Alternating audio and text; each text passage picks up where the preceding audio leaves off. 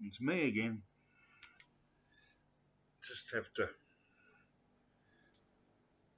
I wish I could play this and you could hear it, but I can't. But I'm listening through. They're not the world's best headphones. I've got better ones, but these fit into this myriad amp I've got.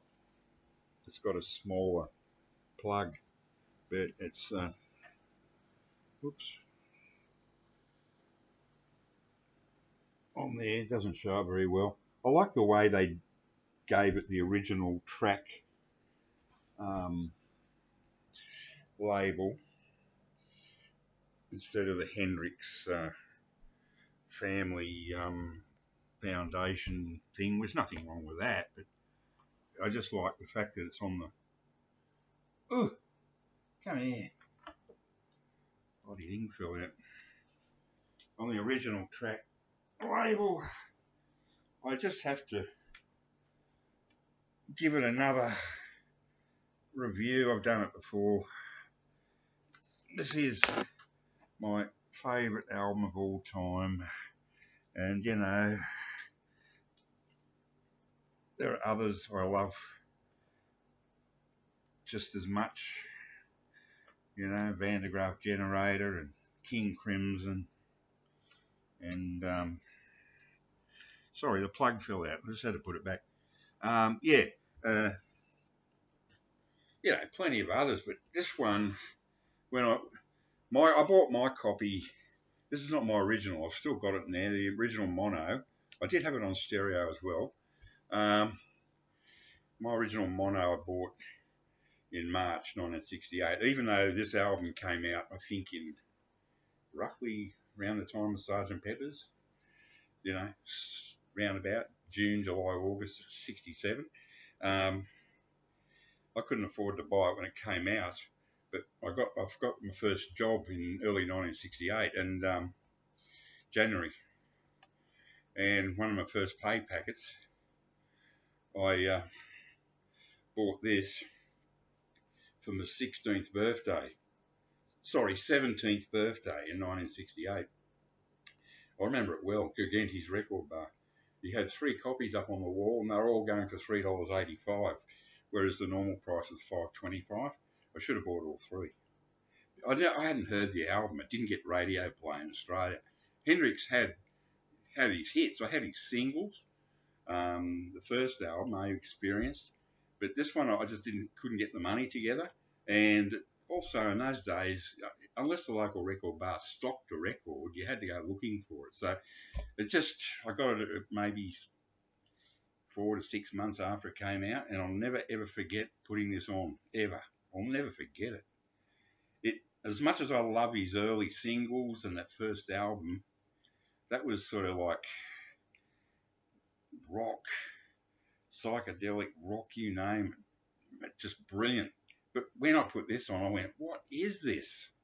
I played it 3 times in a row, and it started to make sense because it's really a jazz album, a funk album. It's funky, it's jazzy, and it's got savage rock sort of guitar going on in there on some tracks. This is this just knocked me out. I played it all weekend when I bought it. I just kept playing it over and over and over and over again. And I played it to my mate, my future tripping buddy. He came round. I said, listen to this. You know, I mean, I'd had Hendrix in '66, you know, that Hey Joe and all the early singles and the first album. And but this was a step up. This was like, whoa. And then the one after this, of course, it could almost be my all-time favourite album, Electric Ladyland. But it goes on a little bit too long, and it's a bit too sort of all over the shop. But this is all. It's almost like it's not a concept album, but it's cohesive. You know, I mean, it has a feel.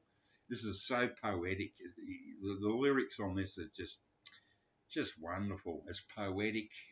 It's poetry. It's jazzy. It's funky. It's hard rock. It's psychedelic. Both versions are great. As you all know by now, I absolutely cannot stomach Sergeant Pepper's in stereo. I hate it. I hate it. I'd burn every copy if I could get my hands on it. But the mono is unbelievably good. Same here, except that there's nothing wrong with the stereo of this. I've got shitloads of stereo CD versions of this. Nothing wrong with it. In some ways, it's more poetic and melodic in stereo. It's sort of lighter in a way, and yes, it's spread across a wider sound stage. But this thing is, in your face. Um, it's punching you in the gut and in the face every now and then. Especially on it, really, really. I always felt on the original, and also my original copy, and I think it was the same for the English, British copies as well. It was a little bit on the thin side, the pressing. It was a great record, but it was you really couldn't quite hear. The drums were a bit lost in the mix, a bit tinny, not a bit sort of pushed back, and the bass was almost non-existent. It was mainly you're listening to his voice and his guitar. But this, when I bought this, I don't know when it was. My eyesight won't allow me to read it. It was sometime in the 2007 or something. Oh, I just can't see it. Anyway, I'll tell you I'll tell you who remastered it in a minute. If you don't know who did, you won't be surprised. But anyway, um, this that last track on side one, If Six Was Nine, yeah, that's the toughest track on the album. It's the closest thing to his earlier album in that it was pretty punchy sort of stuff. But it was just a bit thin somehow. The first time I heard this version of If Six Was Nine, I went, oh my god, this is what I wanted to hear for this. This album is 56 years old. And it still sounds as fresh as the day I first heard it. I'm worn out, worn down, battered and bruised, mate. I'm on my last legs.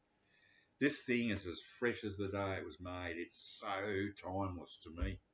Of its time, but timeless. I'm about to flip it over and play my favourite side, side two. It's just, oh my God, you know, Mitch Mitchell is so underrated. People go on about Ginger Baker. Mitch Mitchell's, like, I don't know, I sort of prefer him to Ginger Baker. He's more sensitive, and on on the track, If Six Was Nine, you can really hear the power of Mitch Mitchell. His bass drums, whoa, thump, thump, up there, really hitting it. And Noel Redding's bass, I thought, hang on, gee, that bass, you couldn't even really notice it on the original. And when I listened to it, the other day I listened to Kind of Blue, this Columbia Legacy CD. Brilliant sound, fantastic, fantastic sound. And I was listening to Paul Chambers' bass on this thing, stand-up bass, and I was thinking, all they do is sort of go ding, ding, ding, ding, ding, ding, ding, ding, ding, ding, ding, ding, ding, ding, ding, variations on that. That's what the bass sort of did on these jazz records. And then on If Six Was Nine, Noel Redding's doing the same thing on an electric. I went, oh wow, that's a standard stand-up bass jazz line on a jazz record. And you don't even really hear it on the original. It's in there, but you don't. But on this one, you go, oh my God, that's jazz. That's jazz bass. Oh man. Anyway, better get off. I get too excited. Produced by Chaz Chandler, engineer Eddie Kramer, remastered by, yes, Bernie Grundman.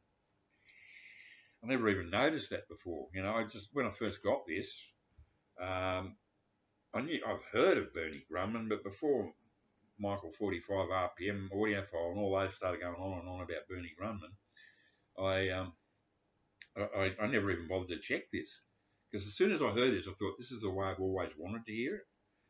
It's so punchy. Wow. And it doesn't lose its lyricism or its poetry. but it's just got that so much grunt going on. The electric guitars are slightly down in the mix compared with the stereo, but the bass and drums are up, but it's not fake. It's and his vocals are more prominent, and you can actually hear all the lyrics. You know, instead of "Excuse me, can I kiss this guy?" it's "Can I kiss this guy?" I never thought it was "Can I kiss this guy?" But a lot of that was a joke. But Bernie Grumman. So yeah. Anyway, God, geez, 10 minutes. Sorry about that. I just had to do it. Just had to. I'm so excited. I still get excited hearing this. You know, what did I say? 56 years later, it never, ever, ever disappoints me. Yeah, it's got to be my all-time favourite album. I can happily go to the grave and say, yeah, that's my all-time favourite album. Anyway, sorry to bore you shitless.